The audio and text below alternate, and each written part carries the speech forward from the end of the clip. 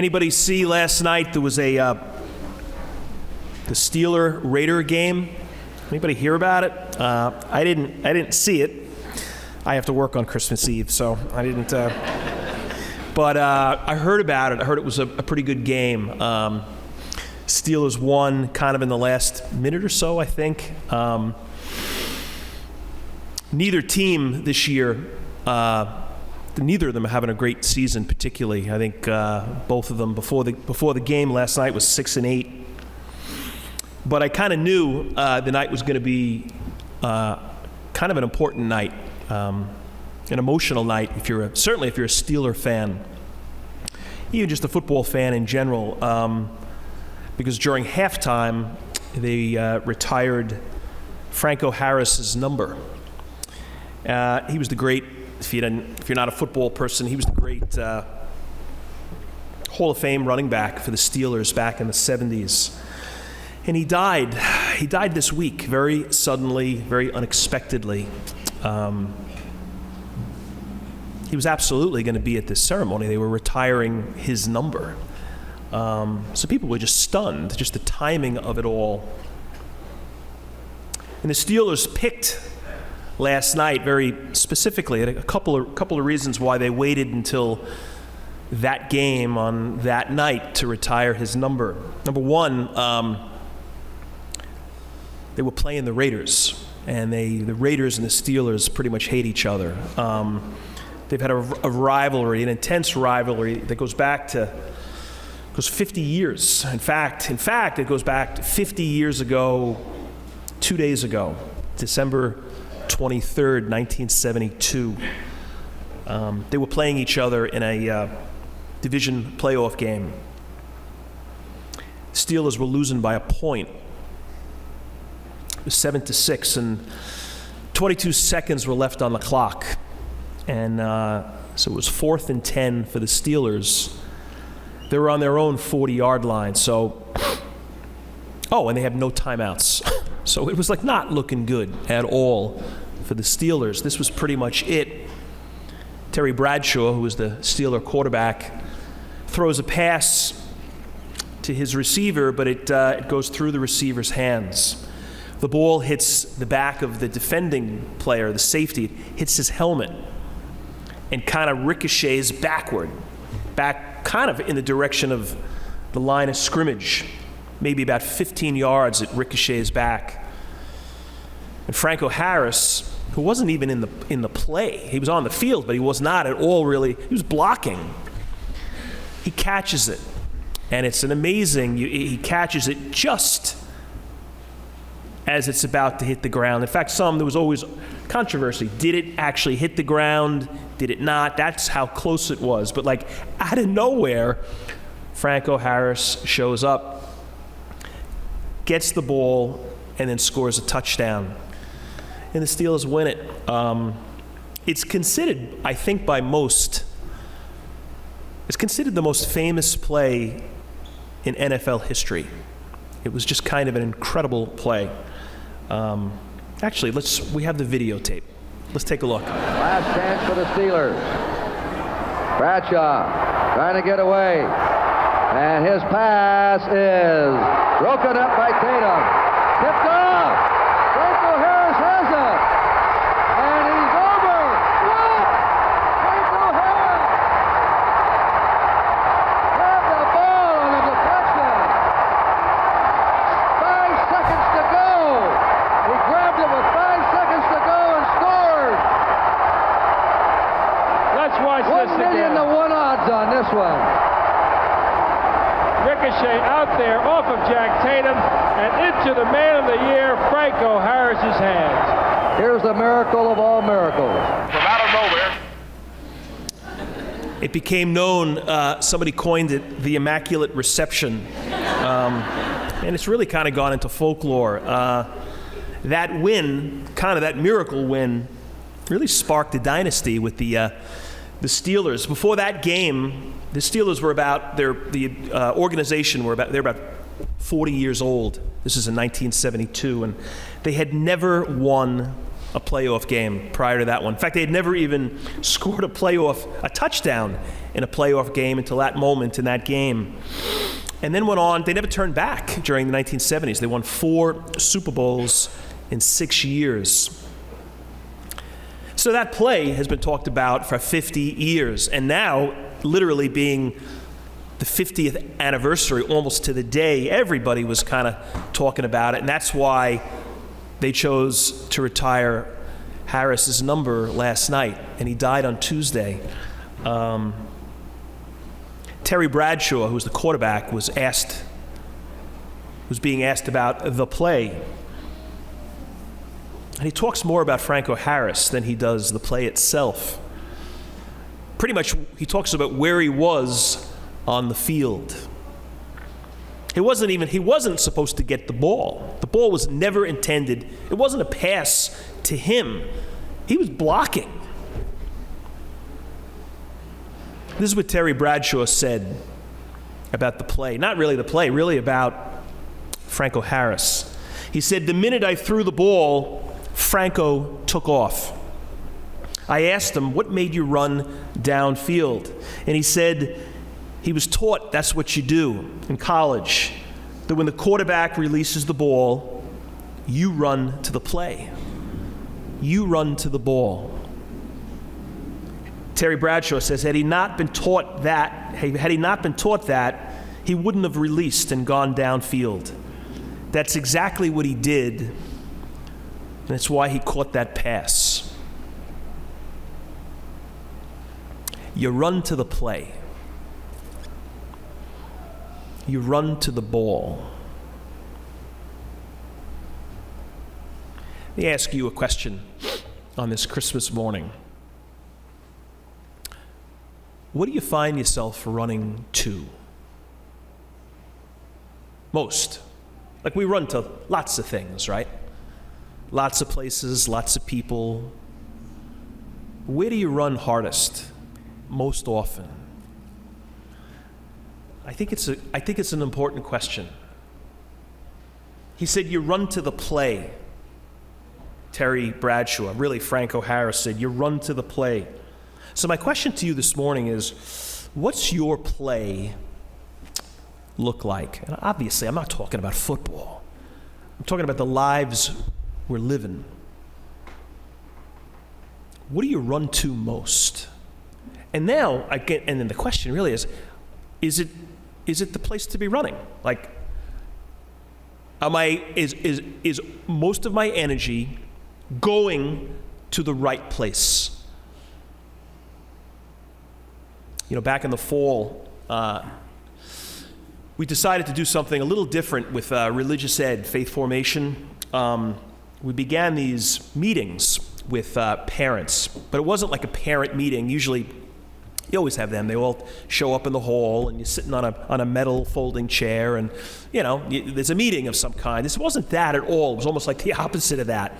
We had these meetings with staff members, about 5 or 6 of us, Deacon Mike, the priest, religious ed crew, and we met individually with parents of second graders. So these kids are going to be making their first communion, in the spring. And the thinking was this: let's try to connect with these people personally, individually, conversationally. Not long. It was like 10 minutes, 15 minutes. We just kind of asked them to sign up on a slot for an appointment. And we just wanted to talk about faith. Ask them about their faith.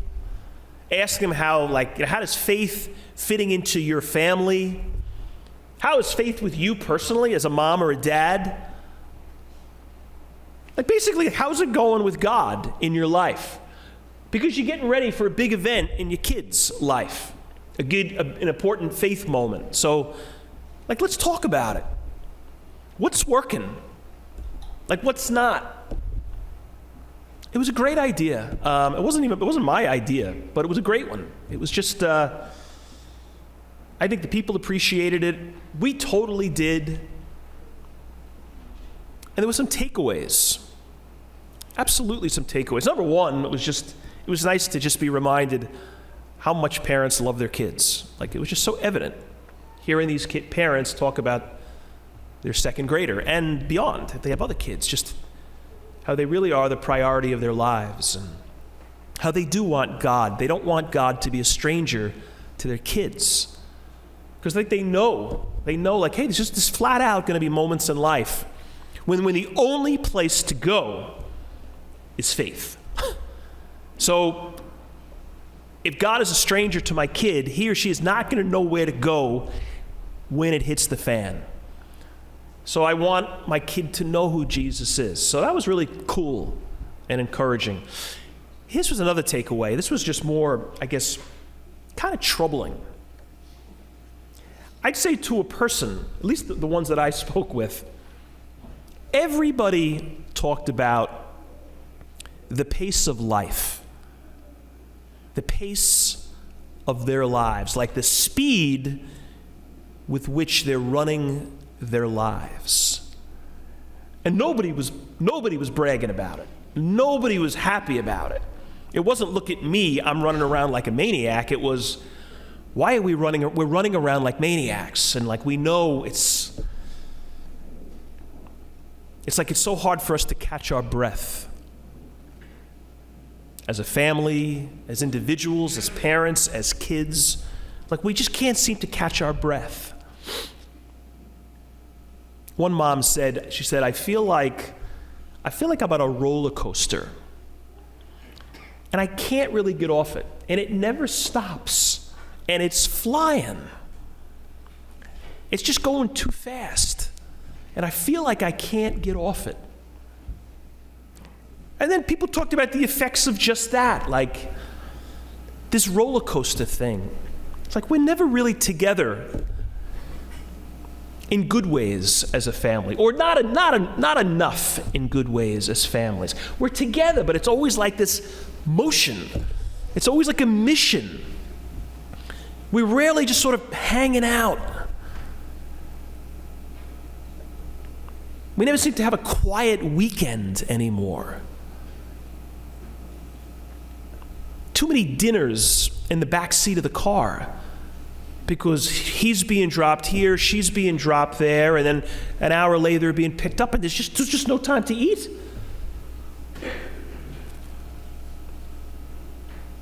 That wasn't our agenda. Like, we didn't ask questions to kind of elicit that from them. Like, it all kind of came up. It was like, we want to be better with God, but the roller coaster's just kind of making it hard. You know that quote from Terry Bradshaw and Franco Harris? It's like, you run to the ball. You run to the play. Like, you got to have this focus, they said. That's what they were taught. So it's like, what's our focus? I think what we were all in these conversations, and all of us, I mean, the ones asking the questions, this parish staff people, we were agreeing. We're all like kind of on a roller coaster of sorts. Some crazier than others, some faster than others. But I think like collectively, we're all like kind of like, yeah, have we kind of taken our eyes off the play, off the ball? Are we sprinting toward something, someone else? Not unimportant, but not most important. Stuff that's not most important, but we're breaking records sprinting toward it. And we're stressed because of it. I was listening to this podcast a couple of months ago. It was all about this. It was something, the title was something like, living in an anxious, or surviving an anxious culture. And this psychologist was saying, yeah, like it's just, we're off our game. That's what everybody's talking about, this shrink in his sessions. He's just like, yeah, that's what all my clients, it's all variations of the same theme. We just we're not slowing down. We're not unplugging anything. And we're feeling the effects of it. Everybody seems to be anxious. Man, you hear about that about kids constantly. But this isn't just a kid thing. It's an us thing. People feeling insecure, kids struggling socially, just the reality of technology and social media, the addictive nature of that. Like, we're looking at our kids and we're like, this is not good. Like, I can't get the stinking thing out of his hand. I can't get her attention. And we know it's like, it's not just a teenage thing. This is not good. Kids talking about expressing, being lonely or sad, isolation. This guy's point, this therapist's point, was like, yeah, you know what? Everybody's feeling it. Everybody sees it. Nobody's really denying it, but nobody's willing to jump out of the roller coaster. And he's like, we can, but we just won't. It's nothing new, actually. I think it's just the human condition. Go back 100 years, go back 500, go back 1,000. It's just, we screw things up. We end up running after stuff that we shouldn't be sprinting after. And in the process, we forget who we really ought to be focused on, like the play. We mess up the ball, the play. We make this most when it's not. 2,700 years ago, Isaiah, Old Testament prophet, we just heard from him. He describes what was going on with the people then. Nothing new. Details different. Had nothing to do with technology. He called it the land of gloom. People were like stumbling around in the land. People walked in darkness, he says, and dwelt in the land of gloom. But then there was this light and this child. He was the play. He was the ball. He was the one that people started to follow and focus on and commit to. And those people, they pulled the Franco Harris. They stayed focused. And they escaped the land of gloom. Because they just redirected their focus, their energy, to the right place, to the right person. Hey, that's how Isaiah expressed it. Land of gloom. I think it's like some of the Christmas carols. Oh, Holy Night, I love it. I think it's probably my favorite of them all. Oh, Holy Night. Look at how that's described, whoever wrote it. A thrill of hope, a weary world rejoices. That's it. A weary world. That's what those parents, I don't know if anybody literally used that word, but I think that's what they're communicating. Like, oh man, I'm just kind of weary. I mean, aren't we all kind of collectively weary? And this song says, a weary world rejoices. Hope. Hope comes into the world, and the weariness goes away. If you let the hope in. If we redirect the play.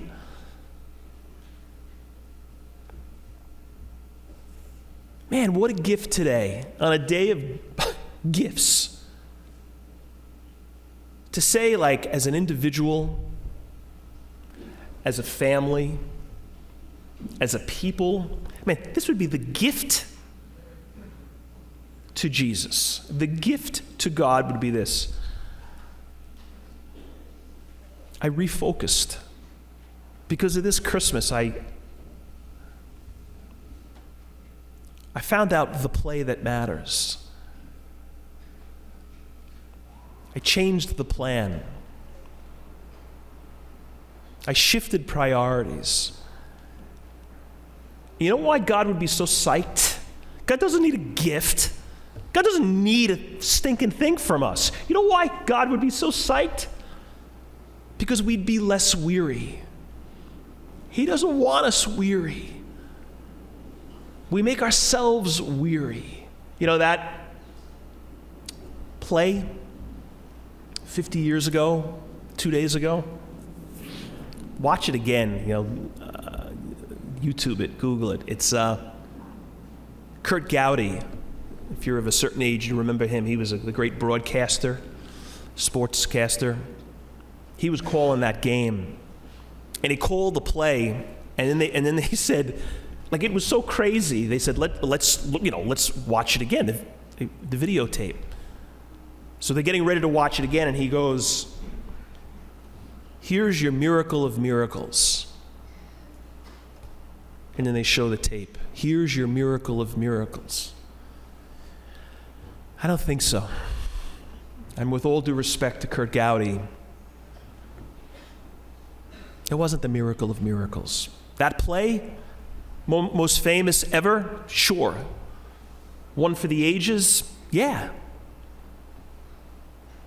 Miracle of miracles? No.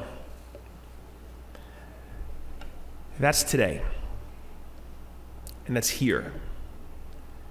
And it's ours.